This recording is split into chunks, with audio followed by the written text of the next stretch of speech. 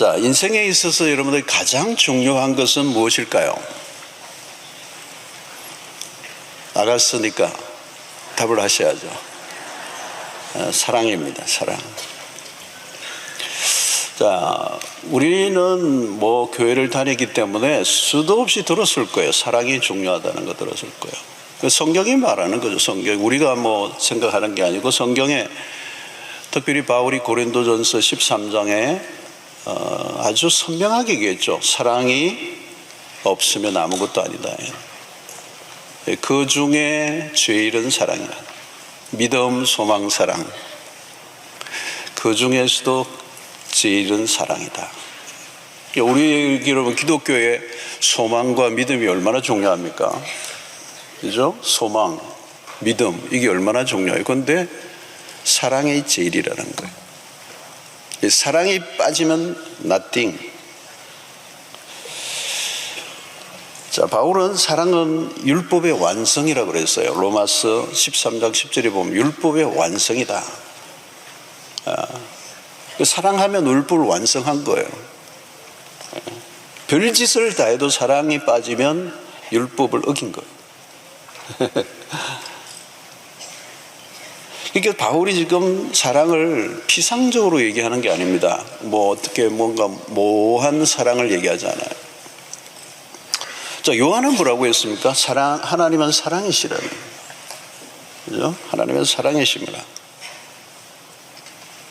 그러면 사랑은 뭘까요? 사랑은 뭘까요? 사랑은 혼자 하는 게 아니죠. 관계죠, 관계. 사랑은 관계예요. 여러분, 여기서 관계는 공적 관계가 아니라 개인적 관계를 말합니다. 최근에 하버드 대학 연구팀이 85년간 연구한 결과가 이렇게 공개됐는데요. 오래된 얘기인데 한 거죠. 인생에 있어서 가장 중요한 한 가지는 사람과의 따뜻하고 의지할 수 있는 인간 관계라고 했습니다. 이게 행복을 결정하는 결정적 요인은 부도, 명예도, 학벌도 아니다는 거예요. 관계다. 우리가 다 아는 얘기예요. 그런데 여기서 관계는 어떤 관계죠? 그냥 관계가 아니고 질적인 관계입니다. 그러면 질적인 관계는 뭘까요? 질적인 관계. 그것을 우리는 친밀성이라고 얘기합니다. 친밀함, 인티머시. 자, 현대인들은 관계를 많이 맺고 있습니다. 알고 있는 사람 너무 많아요. 근데 친밀한 관계. 친구가 1000명, 10,000명 있으면 뭐합니까? 친한 친구가 있어야지. 그래서 친밀한 관계. 친밀하지 않으면 그건 관계를 맺었다기보다는 거래예요. 거래. 주고받는 거래. 상업적 관계. 손익이 계산되고 있어요. 이 관계에서 가장 중요한 것은 친밀성입니다. 무수한 관계들, 뭐 사업상 만나고, 뭐 일로 만나고, 어떤 이익 관계로 만나고, 어떤 목적을 가지고 만나고, 얽히고 설키고, 그런 관계는 필요하죠. 그런데 그 관계를 오늘 말하고 있잖아요. 자, 친밀성을 얘기할 때 우리는 반드시 어떤 관계로 가야 되느냐? 부부 관계를 떠올립니다. 이 세상에 부부보다 더 친밀한 관계는 없어요. 그리고 그 친밀함을 어떻게 유지해 가느냐가 부부 생활의 핵심입니다. 친밀성을 잃어버리면 부부 관계가 그 다음부터는 모든 게 의무적 관계로 변합니다. 관계 안에서의 즐거움이 뭘로부터 오느냐? 친밀함을 통해 주어진다는 거예요. 그 즐거움이 어디에 있냐? 친밀감 때문에 오는 거예요. 친밀감이 없는 부부 생활은 그냥 주고받는 관계예요. 기계적이고 수동적이고 그러면 어떻게 되죠? 행위만 남고 사랑은 없어요. 행위만 있는 거예요. 그 순간부터 부부의 관계는 불편해지기 시작해요. 그리고 피곤해요. 관계를 맺을수록 피곤이 누적되는 겁니다. 그런 관계는 가능한 피하고 싶은 거죠. 부부지만 이혼할 수도 없고 어쩔 수 없이 명목만 유지하며 살아가는 커플이 굉장히 많습니다. 사랑이란 친밀한 관계예요. 친밀함이 빠진 사랑은 사랑이라고 하기 어려워요. 그 친밀한 관계가 우리를 행복으로 이끌어주는 것입니다. 그리고 친밀함에서 삶의 에너지가 나오는 거예요. 살아갈 에너지, 그 에너지가 그 친밀한 관계 안에서 나오는 거예요. 사랑은 친밀함. 자, 우리의 신앙의 영역으로 옮겨보면 동일하게 적용됩니다. 신앙이란 하나님과의 관계다. 그 관계란 역시 친밀한 관계여야 된다. 그게 신앙의 핵심이라는 거예요. 구원은 하나님과 교리적 연결만을 말하지 않습니다. 하나님과의 친밀한 관계의 회복이에요. 하나님과 우리의 관계는 기도 생활을 통해서도 확인됩니다. 기도는 일방적 호소 혹은 부러지즘만이 아닙니다. 하나님과의 친밀한 교제. 친밀함이 빠져버리면 기도는 종교적 행위가 됩니다. 그 기도 생활은 오래가지 못해요. 하나님과의 의무적 관계 안에서의 기도는 언제나 맴돌게 되어 있습니다. 하나님은 우리의 필요를 해결하기 위한 수단으로 전락합니다. 많은 그리스도인들이 기도를 힘들어합니다. 원인은 무엇일까요? 친밀한 관계보다 상거래적 관계일 가능성이 높기 때문입니다. 하나님에 대한 애정이 빠진 종교적 열정은 오래가지 않습니다. 기도 시간이나 예배 시간이 즐겁지 않다면 어디에서부터 풀어야 될까요? 어떤 사람은 처음은 즐거웠어요. 그런데 예배를 처음에는 너무 행복하게 드렸어. 예배를 아무리 드려도 지겹지 않았어. 그런데 세월이 흐르면서 어느 순간 영적으로 메말라가는 자기 자신을 발견하게 되는 거예요.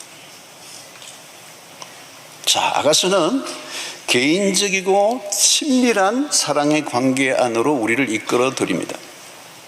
구원은 하나님과의 관계 회복입니다. 구원을 제도화된 교회 안에서 너무 딱딱하게만 받아들여진 사람들이 꽤 많습니다. 신앙은 교리적 이해를 넘어 사랑의 관계로 가야 합니다. 소아시아 7교회 중 에베소 교회는 첫사랑을 잃어버렸다. 그 첫사랑을 회복하라. 이게 얼마나 중요한 말씀인지 몰라요. 첫사랑을 잃어버렸다.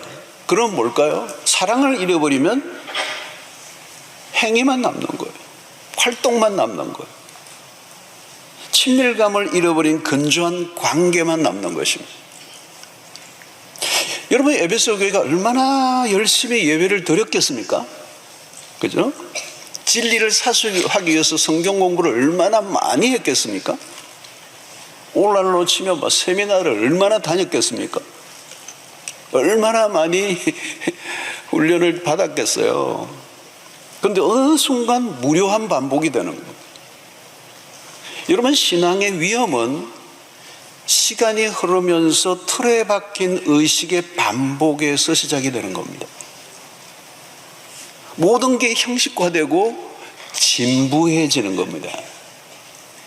자신도 모르게 신앙의 무기력 정세가 나타납니다. 환희가 사라지고 경이로움에 대한 기대감이 현저히 줄어듭니다.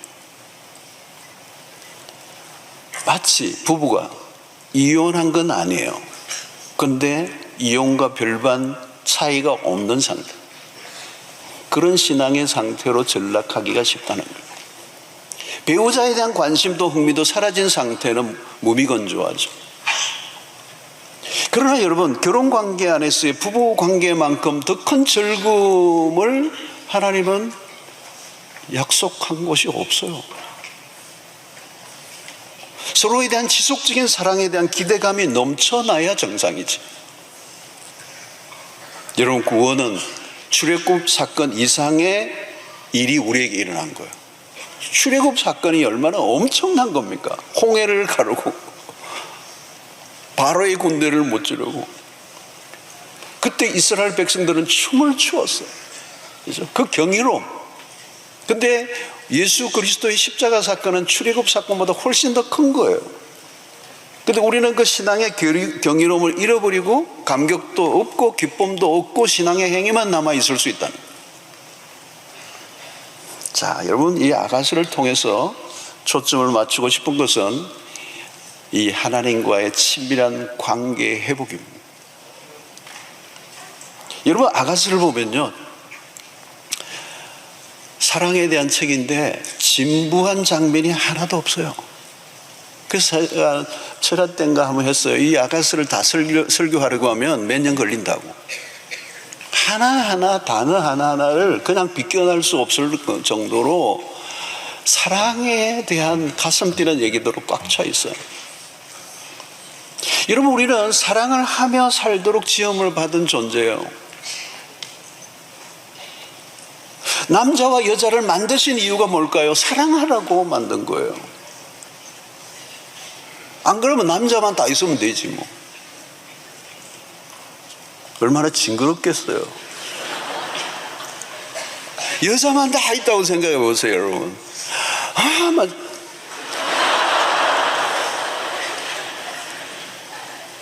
지루하지 않겠어요, 여러분? 자매님들? 남자와 여자를 만드신 거 사랑하라는 거예요. 결혼이 왜 존재하나요, 여러분? 그보다 더 큰 사랑이, 그 더 큰 즐거움이 그 외에는 없다는 거예요. 왜도 안 돼요. 그걸로는 기쁨이 없어요.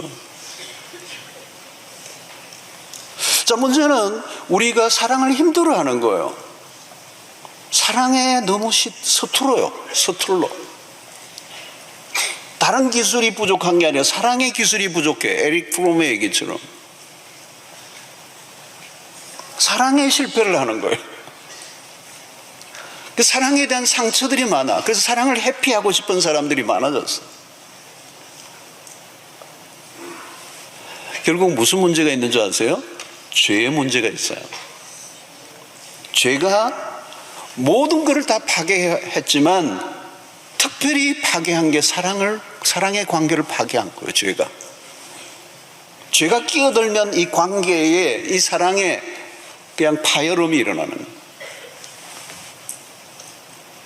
그래서 사랑한다고 하는데 사랑을 수단화하는 거예요. 자기 만족을 위해서. 자기의 내적 결핍을 채우기 위해서 상대를 도구화하고 수단화하고, 채워지지 않으면 가스라이팅하고 폭력을 하고. 오늘 요즘 매스컴에 늘 나오는 뉴스잖아요. 자, 여러분, 아가서에서 하나님이라는 단어는 나오지 않아요. 대신에 성적인 언어들, 성적인 표현들이 쏟아져 나오는 독특한 책입니다. 내용이 성인을 위한 것처럼 보여요. 그러나 부모의 지도하에 우리 자녀들도 들어야 될 말씀입니다. 아름다운 사랑이라는 게 뭔가? 그 사랑의 원형이 뭔가? 오리지널, 그 하나님이 의도하셨던 그 사랑의 뭔가를 제대로 배워본 적이 없이 사랑을 하니까 문제가 되는 거예요. 그래서 그 사랑이 뭔지, 그리고 그 사랑이 어디까지 갈 수 있는지 성경이 아가스가 그걸 가르쳐줍니다. 여러분, 아가스는 겉으로 보면 굉장히 세속적인 책처럼 보여요. 그래서 이 정경에 채택되는데도 오랫동안 신학적 논란이 있었던 책이에요. 그러나 이 정경 중에서도, 그래서 유명한 랍비 아키바라는 분의 표현에 하면 모든 세계는 아가스가 이스라엘에게 주어진 때만큼 가치 있지 않다. 모든 성경은 거룩하다. 그러나 아가스는 지성소다. 거룩한 책 중에 거룩하다. 자, 이 아가스는 시예요, 시. 그죠? 시가 이 시입니다. 표현이 풍부합니다. 그리고 상상력을 요구합니다. 암시적이고 다양한 이미지들이 등장합니다. 그런 의미에서 아가스는 설교하기가 굉장히 까다로운 책입니다. 그래서 여러분 아가스 설교를 많이 못 들어보았을 거예요. 어떤 주석가는 구약 성경에서 가장 해석하기 어려운 책이 아가스다 그랬어요. 제가 이 아가스를 선택하지 말았어야 되는데 하게 됐어요. 해석이 어려운 거예요. 지나친 알레고리, 이 풍요적인 해석도 경계해야 하지만 또 풍요가 없으면 또 안 되는 해석이 바로 이 아가스인 것이죠. 자, 아가스를 대할 때 남녀의 사랑 이야기가 진하게 나옵니다. 그 사랑의 친밀함의 원형이 하나님으로부터 왔다는 거예요. 여러분, 인간의 사랑은 하나님의 사랑을 모방한 것에 불과합니다. 우리는 하나님에게서 사랑을 배워야 합니다. 문제는 다른 곳에서 사랑을 먼저 배우는 거예요. 우리가 알고 있는 사랑은 많이 왜곡되어 있습니다. 우리는 어릴 때 사춘기 때 친구들에게 이상하게 사랑을 배웁니다. 대중매체들, 미디어들의 영향이 엄청나게 악영향을 끼칩니다. 성이나 결혼이 왜곡된 채 노출되어 있습니다. 죄가 들어오면서 순수하고 거룩했던 욕망이 왜곡되고 타락하게 되었어요. 오늘날 사람들에게 부정적인 영향을 끼치고 스며들어와 있는 거죠. 그래서 성은 굉장히 노골적이고 선정적이고 폭력적이고 상업적인 것으로 변했어요. 그래서 오늘날 세상은 사랑에 빠져버린, 고유한 순수한 사랑에 빠져버린 행위만 강조되는 거예요. 그게 뭐냐? 포르노그래피가 대표적인 거죠. 그래서 오늘날 세상은 사랑에 빠져버린, 성이 상업화되어 버린 거예요. 인격성이 결여된 성을 자기의 만족을 위한 도구로 오용하는 것입니다. 부부관계마저도 이 사랑이 변질되었어요. 그래서 우리는 배우자를 기쁘게 하고 사랑하기 위해서 연구하기보다 어떻게 하면 배우자와 싸워 이기기 위한 연구를 더 많이 하게 되는 거예요. 상대의 욕구가 아니라 나의 욕구를 채우려고 상대를 도구하는 것. 자, 이것은 하나님과 우리의 관계에도 동일하게 적용이 되는 메시지가 되는 거죠. 자, 아가스는 우리를 진정한 사랑으로 안내해 줍니다. 매우 섬세하게 하나님의 사랑을 그려내고 있습니다. 참된 사랑의 아름다움, 그 찬란함에 눈을 뜨게 해주는 책이 이 아가스입니다. 자, 이 책에 등장하는 신랑과 신부는 하나님과 이스라엘을 가리키고 또 오늘 그리스도와 교회의 관계로 소개됩니다. 에베소서 이미 그리스도와 교회를 남편과 아내의 관계로 비유했던 것을 우리가 기억해야 합니다. 자, 이 아가스는 사랑의 노래예요. 그리고 연애시입니다. 사랑에 대한 구체적인 내용이 들어있습니다. 그래서 어떤 분들은 좀 어색할지도 몰라요. 좀 연세된 분들은 아유 무슨 사랑, 오랫동안 생각해보지 않았던 주제, 아니면 어떤 분들은 좀 외면하고 생각하지 않았던 분들일 거예요. 그러나 이 아가스를, 그래서 그런 분들은 이걸 읽어도 금방 가슴이 뛰지는 않을 거예요. 그래서 여러분이 아가스를 계속 살피면서 이제 첫 주는 이러다가 둘째 주는 약간 가슴이 뛰기 시작하고 셋째 주는 심장이 펑펑 뛰고 두근거리는, 또 너무 뛰게 하면은 심장병이 될 수도 있으니까 조심해야 돼요. 자, 본래 사랑은 여러분 가슴 뛰게 하는 겁니다. 사랑이 필요하지 않는 사람은 없습니다. 사랑이 필요하지 않는 순간도 없어요. 사랑보다 더 본질적인 것은 없어요. 사랑은 우리로 살게 하는 힘이에요. 우리 찬양했잖아요. 주 사랑이 나를 숨쉬게 해. 세상에 사랑보다 더 귀중한 게 있습니까? 아무리 모든 것을 다 가져도 사랑에 빠지면 아무것도 아닙니다. 세상에 일어나는 모든 문제의 원인을 거슬러 올라가면 결국은 사랑의 결핍이라는 걸 발견하게 됩니다. 자, 그러면 나는 진정한 사랑을 언제 경험해 보았는가? 그걸 우리 여러분 질문하면서 이제 이 설교를 이제 시작해야 합니다. 아가서를 다루는 동안 우리는 두 남녀의 사랑을 좀 더 가까이 다가가 보려고 해요. 이 두 남녀의 사랑, 그 숨막히는 사랑의 장면들을 우리가 들여다보는 거죠. 그러면서 그 사랑을 지켜보는 우리의 가슴이 콩닥콩닥 뛰어야 되는 거예요.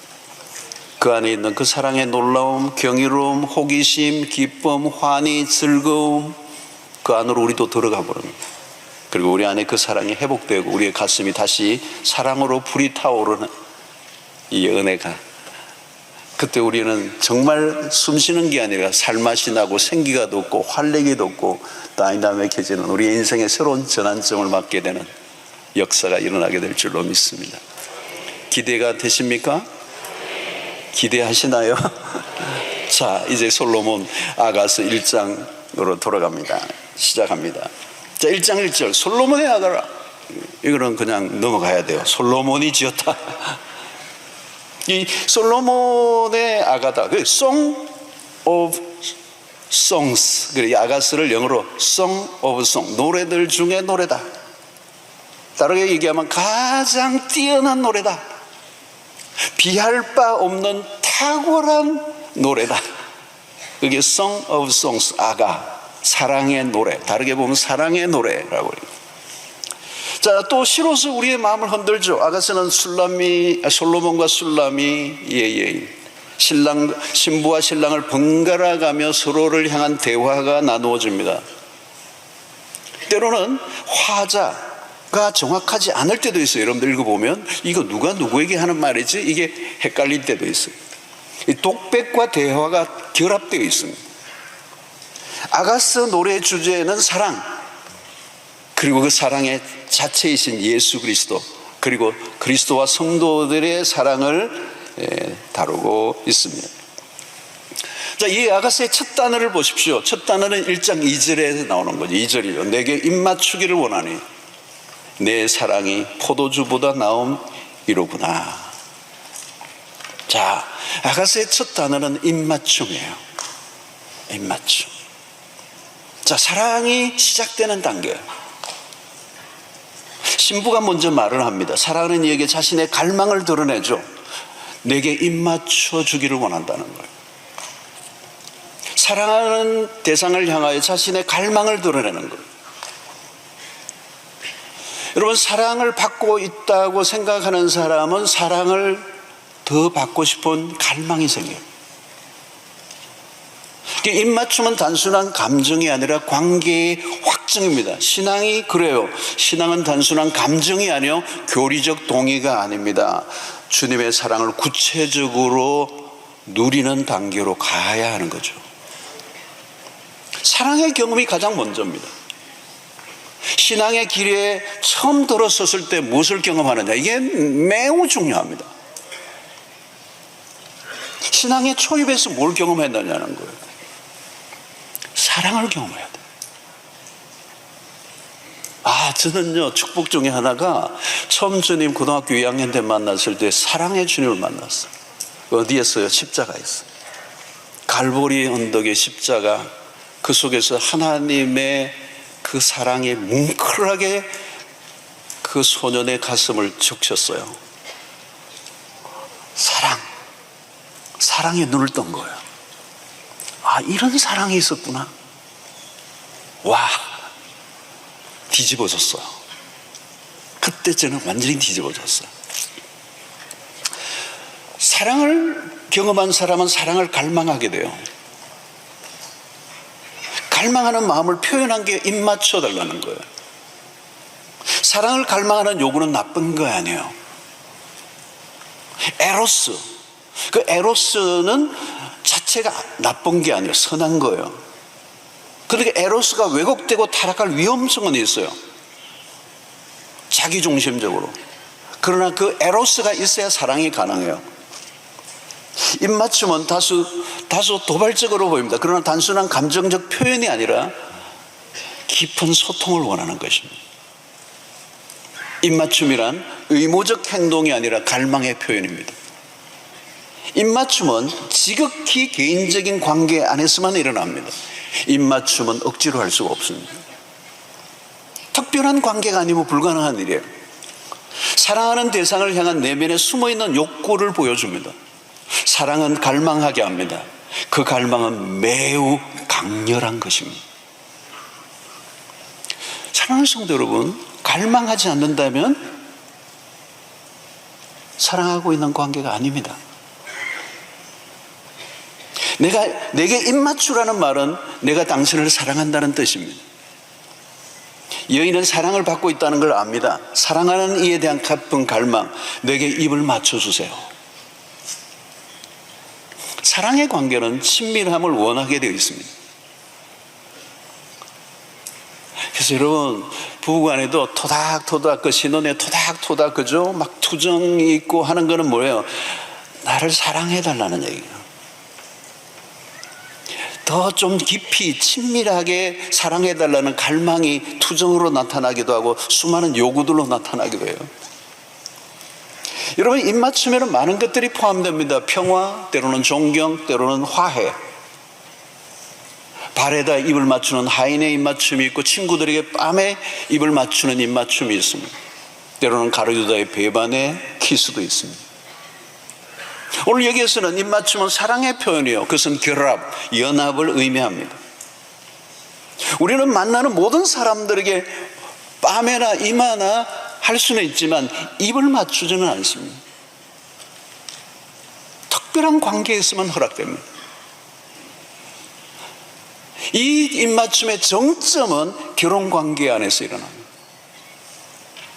복음은 우리가 주님께 입맞추기보다 하나님이 먼저 우리에게 다가오신 이야기, 신앙의 핵심적인 요소입니다. 하나님과 나와의 관계는 개인적인 것에서부터 출발해야 합니다. 입맞춤은 1대1로 하는 겁니다. 여러 명과 동시에 입맞춤 하지 않습니다. 주님과 나와의 관계입니다. 개인적인 관계입니다. 주님은 우리를 개인적으로 부르십니다. 우리가 주님의 부름을 받았을 때 개인적으로 받았습니다. 단체로 부르지 않습니다. 한 사람 한 사람 불러내시고 1대1의 인격적 관계로 부르십니다. 익명의 그룹 단위로 부르지 않습니다. 주님은 우리와 지극히 개인적인 관계를 맺고자 하십니다. 그것이 바로 입맞춤이에요. 성도 여러분, 주님을 향한 갈망이 있습니까? 사랑할수록 사랑은 더 갈망하게 만듭니다. 주님을 더 알고 싶고 더 가까이 가고 싶은 마음이 일어나요. 여러분, 영적 성장하는 사람들의 특징이 뭔지 아세요? 갈망이 있어요. 그분에 대한 갈망. 사랑하는 관계는 갈망이 일어나게 돼 있어요. 더 가까이 가고 싶어요. 더 친밀해지고 싶어요. 근데 이 하나님에 대한 갈망을 가로막는 게 있어요. 그게 바로 죄예요. 죄가 끼어드는 순간 하나님에 대한 갈망이 식어버려요.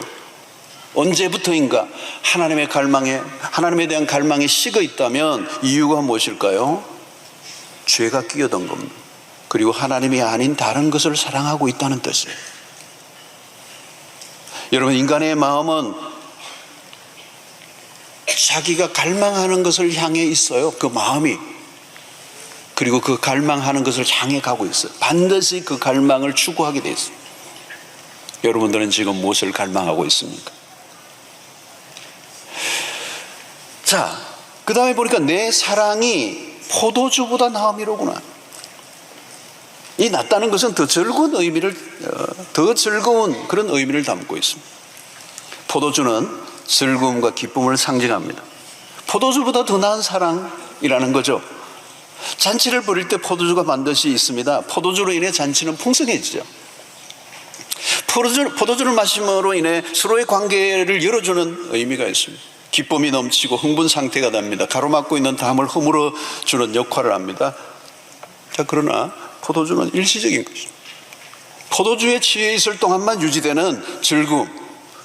근데 여기 참된 사랑은 그 포도주보다 낫다. 그리스도가 우리에게 베풀어 주시는 사랑은 일시적인 것이 아니고 시간이 지나도 계속되는 것이다.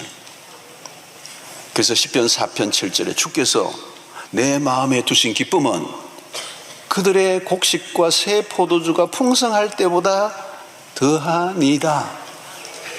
그리스도의 사랑은 다른 어떤 즐거움보다 낫다. 그 사랑은 일시적인 만족이 아니고 지속적이다. 여러분, 세상은 감정적 사랑을 찾죠. 그리고 일시적인 만족에 쉽게 빠져듭니다. 그리고 금방 실망하고 금방 허무에 빠집니다. 육체적 사랑의 만족은 너무 짧고 목이 말라. 그러나 그리스도의 사랑은 깊고도 안전하고도 지속적인 기쁨을 줍니다. 포도주는 감각을 자극하지만 그리스도의 사랑은 우리의 존재 전체를 변화시킨다. 자, 여기에서 강조되는 것 가운데 하나가 뭘까요? 기쁨이라는 것, 즐거움이라고 하는 것이죠. 이 기쁨은 세상의 기쁨과 대조되는 겁니다. 당신의 사랑이 포도주보다 낫습니다. 주님과 우리의 관계 안에서 주어지는 즐거움, 이 즐거움이 세상의 어떤 즐거움보다 능가하는 것이어야 된다는 거죠. 주님의 사랑으로 만족하고 즐거워하면 다른 것에 매달리지 않는다는 거예요. 다른 기쁨이 다 사라져도 주님의 사랑은 남는 것이라는 거죠. 중요한 것은 기쁨입니다. 주님과의 관계 안에 주어지는 즐거움보다 더 큰 것은 없다. 사랑한다는 것은 함께 기쁨을 누린다는 것입니다. 여러분, 신앙생활은 극기가 아닙니다. 신앙생활은 무슨 고행이 아닙니다. 천국은 즐거운 나라예요. 즐거운 나라. 신앙생활은 즐거움이에요. 희열이에요. 환희예요. 기쁨이에요. 신앙생활은 즐거운 거예요. 제가 목회를 하는 동안에 이 원리를 굉장히 중요하게 붙들고 있어요. 교인들을 이 즐거움으로 초대하는 거예요. 교회가 억지로 할 게 하나도 없어. 억지로 할 게 하나도 없어. 억지로 할, 특세도 억지로 할 거 없어. 가끔 우리 교구에서 막 억지로 오라고 막 했는지는 모르겠는데, 그거 안 돼. 그러면 안 돼. 그럼.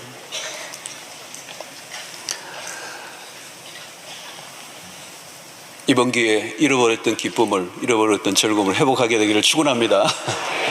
저는 목회가 너무 즐거워요. 너무 행복해. 너무 행복해. 너무 행복해. 이보다 더 행복할 수가 없어요.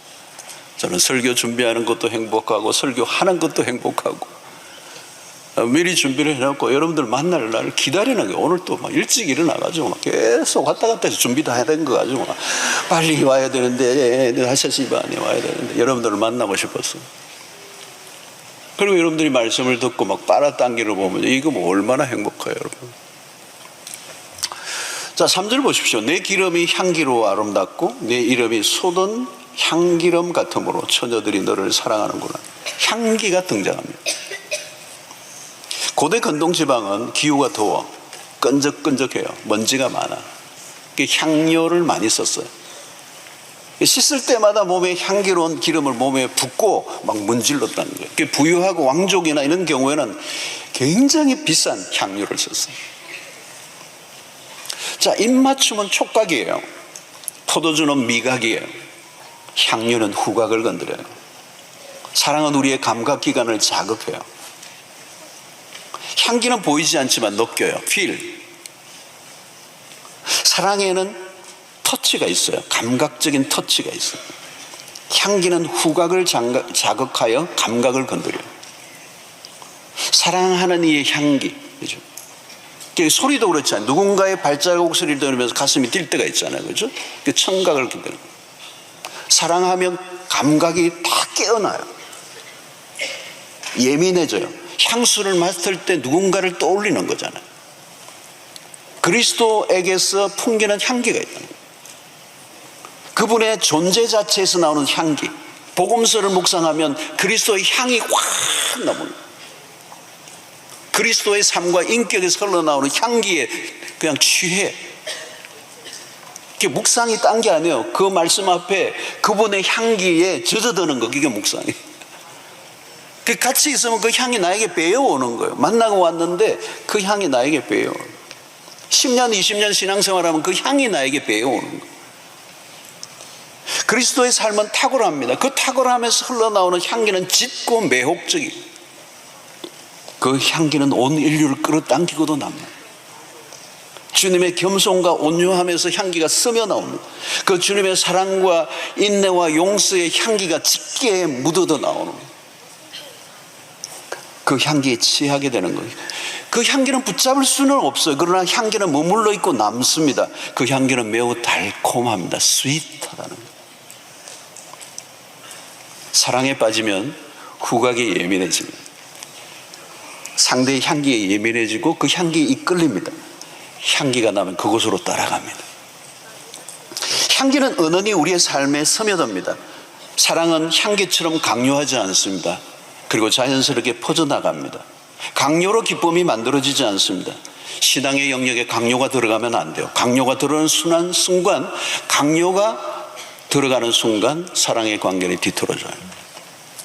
우리의 삶도 마찬가지입니다. 향기 나는 사람이 있어요. 말하지 않아도 그냥 풍겨요. 공동체 안에서 향기 나는 사람들이 있어요. 사람들은 금방 알아봐요. 향기와 악취는 차이가 나요. 권력이나 명예의 욕에서는 향기가 나지 않아요. 향기는 인격에서 나오는 것이에요. 우리 공동체, 마을, 사랑방에서 나는 향기가 있습니까? 그리스도인은 세상의 한가운데서 독특한 향기를 드러내는 삶이어야 합니다. 우리의 말과 행동, 말에서 향기가 나야 돼. 행동에서 향기가 나야 돼. 움직이는 동작에서도 향기가 나야 돼. 예수의 향기에 젖은 사람은 예수의 향기를 드러내는 삶을 살게 되어 있습니다. 3절 중에 보니까 내 이름이 쏟은 향기름 같으므로, 이름이 중요하죠. 이름을 부른다는 것은 개인적이고 친밀함을 말합니다. 아직 이름을 모르거나 이름을 부르는 관계가 아니라면 친밀할 수가 없습니다. 이름이 중요합니다. 그런데 오늘 본문에는 어떤 이름도 언급이 없어요. 왜? 사랑에 빠진 두 사람 사이에는 이름이 필요 없기 때문에. 오직 그와 그녀만이 존재합니다. 두 사람 사이에는 너와 나만이 있습니다. 여러분, 하나님은 우리의 이름을 부르십니다. 천국에는 우리의 이름이 기록된 생명책이 있습니다. 하나님은 우리를 친밀한 관계로 불러들이시며 그 이름을 부르십니다. 자, 4절을 보십시오. 왕이 나를 그의 방으로 이끌어들이시니 너는 나를 인도하라. 우리가 너를 따라 달려가리라. 우리가 너로 말미암아 기뻐하며 즐거워하니 내 사랑의 포도주보다 더 진함이라. 처녀들이 너를 사랑함이 마땅하니라. 자, 4절은 여러 부분으로 나오는데 첫 번째가 나를 이끌어들이시니, 왕이 나를 그의 방으로 이끌어들이시니, 여기 이끌다라는 단어를 주목하십시오. 이끌다. 왕이 나를 그의 방으로 이끌어들이시니, 이끌다, 이 표현 멋있는 단어죠. 여러분, 사랑의 힘이 뭘까요?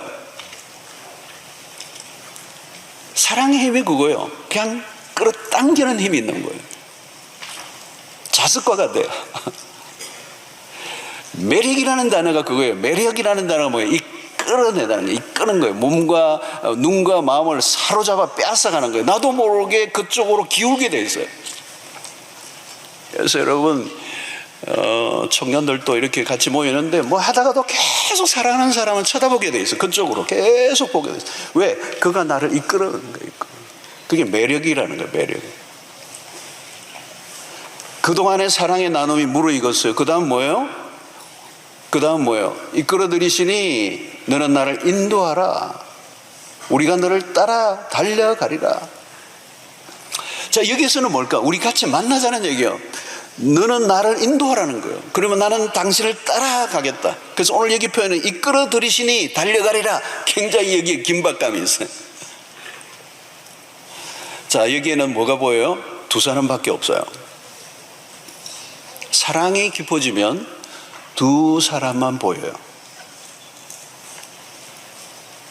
두 사람만 같이 있고 싶어져요.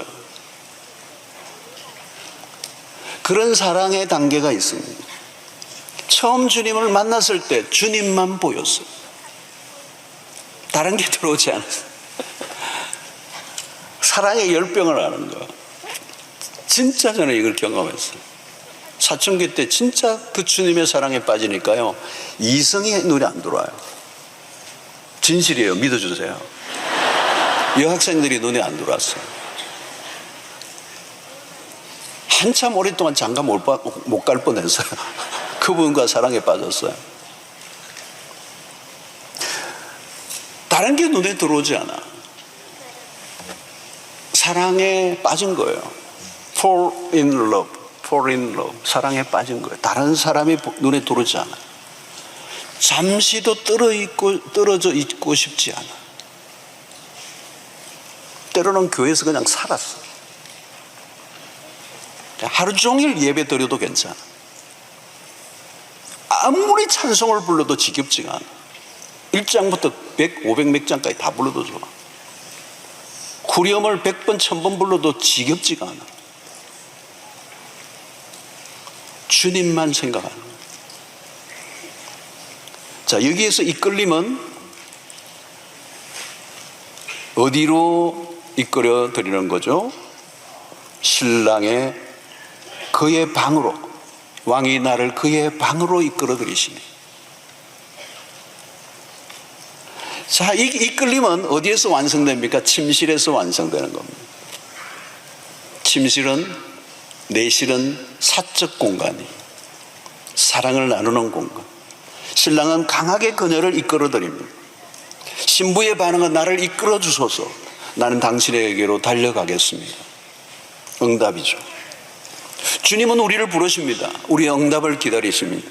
신부는 내실로 들어가게 해달라고 기도합니다. 내실은 친밀함을 상징합니다. 그리스도의 아름다움을 한 번이라도 맛본 사람은 그리스도를 더 알고자 하는 갈망이 커집니다. 그리스도는 구원받은 영혼들을 끌어당기는 자석과 같습니다. 신앙이란 그리스도의 매력에 이끌린 삶. 그리스도를 만난 이후 그리스도는 우리의 존재를 당신에게로 강력히 이끌어 들이셨어요. 호세아를 보세요. 호세아서를 보면 하나님은 당신의 백성을 사랑으로 이끌어 들이십니다. 호세아 11장 4절에 보니까 내가 사람의 줄, 곧 사랑의 줄로 그들을 이끌었고, 사랑은 끌어당기는 힘이 있습니다. 신자들의 갈망은 무엇일까요? 주께 가까이, 주께 더 가까이. 이게 사랑의 속성이에요. 우리의 신앙이 이 단계로 나아가야 합니다. 더 깊은 갈망. 우리가 주님을 따르는 것은 주님이 우리를 끌어당기시기 때문에, 주님이 우리를 끌어당기실 때 우리는 어떻게 해요? 달려가야 되는 거예요. 하나님 우리를 이끌어 주시기를 갈망합니다. 신앙의 핵심이 뭘까요? 주를 향한 갈망이 식어지지 않는 것. 그 갈망이 우리의 삶에 기쁨과 활력을 주는 것이야. 왕이 나를 자기 방으로 이끌어 들이셨다. 이 여인은 그 연인을 왕으로 부르고 있는 거예요. 사랑의 시에서는 연인을 그렇게 부릅니다. 우리는 흔히 사랑에 빠지면 상대를 왕자라고, 때로는 공주라고 불러요. 사랑에 빠지면 남이 보기에는 어떠한지 나에게는 그가 왕으로 보이는 거예요. 그리고 이 왕의 침실은 가장 깊은 곳, 왕을 깊이 만나는 곳, 바로 지성소, 하나님의 임재로만 가득한 곳. 아무나 들어갈 수 있는 곳이 아니요, 초대받은 자만 들어갈 수 있는 곳. 왕이 아끼고 사랑하는 자만이 들어갈 수 있는 곳. 왕과 조금도 끓이는 것이 있으면 들어갈 수 없는 방. 이 방은 오늘 관계의 개인적이고 친밀한 관계의 핵심이에요. 여러분, 여기에서 이 밀실, 이 왕이 초대한 이 방은 오늘 우리의 신앙으로 얘기하면 공개된 예배를 말하지 않아요. 주일 예배나 기도에 열심히 참여하는 것과 다른 차원입니다. 하나님과 나만이 아는 비밀한 시간. 이 영역은 하나님과 나만이 알아요. 다른 사람에게 설명해 줄 수 없는 나만의 영역이 있어요. 이 시간은 강요해서 만들어 줄 수 있는 공간이 아닙니다. 기꺼이 이끌려 들어간 시간과 공간. 예수님은 아버지와 이 시간을 가지셨어요. 이른 아침, 때로는 밤이 맞도록 홀로 아버지와 독대하셨어요. 신자는 이 시간에 대한 비밀이 있어야 됩니다. 그 비밀한 공간이 있느냐 없느냐에 따라서 신앙의 길은 갈라지는 겁니다. 공개된 공간에서만 주님을 만나고 끝이 나면 신앙은 깊이 들어가지 않은 거예요. 주일날 공적 예배만 드리는 것으로 하나님과 나와의 관계를 끝낸다면 그 관계는 굉장히 얕은 관계, 밀실, 여기가 핵심이에요. 깊은 사랑을 나누는 곳. 이곳은 다른 세계예요. 둘만 아는 세계예요. 밀실이 없다면 아직 둘은 사랑의 관계가 아닙니다.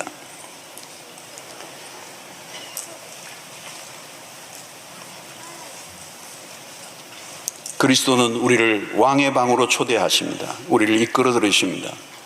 우리는 그리스도의 환대를 받고 즐거운 교제를 나누는 특권을 누려야 합니다.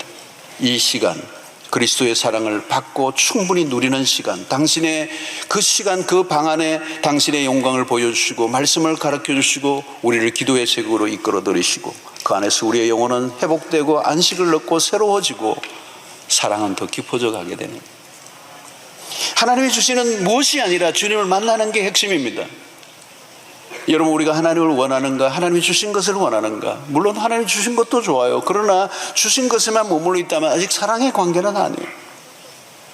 우리는 하나님에게 능력을 구합니다. 하나님의 응답을 원합니다. 그러나 응답을 받고 나면 하나님을 잊어버려요. 여러분, 우리의 가장 큰 갈망은 응답 자체보다 하나님 그분이어야 합니다. 우리는 사랑을 할 때 불순물이 많이 끼어들어요. 사랑의 이유가 너무 단아해. 조건이 너무 많아. 그러나 주님은 우리의 순수한 사랑을 원하십니다. 하나님과 우리의 사이에 어떤 것도 끼어들지 않기를 원하십니다. 하나님과 우리의 관계 안에 다른 것이 끼어들어서는 안 돼요. 나는 그냥 하나님을 사랑합니다. 나에게 필요한 것은 하나님 당신이십니다. 나에게 필요한 것이 무엇인가가 주어졌어가 아니라 그냥 주님을 사랑합니다. 나는 당신에게 관심이 있습니다. 내가 다른 것을 다 빼앗겨도 난 당신을 포기할 수 없습니다. 이게 사랑의 태도, 이게 순수한 정직한 사랑이라는 거예요. 오늘 3절 하반절에 처녀들이 너를 사랑함이 마땅하니라.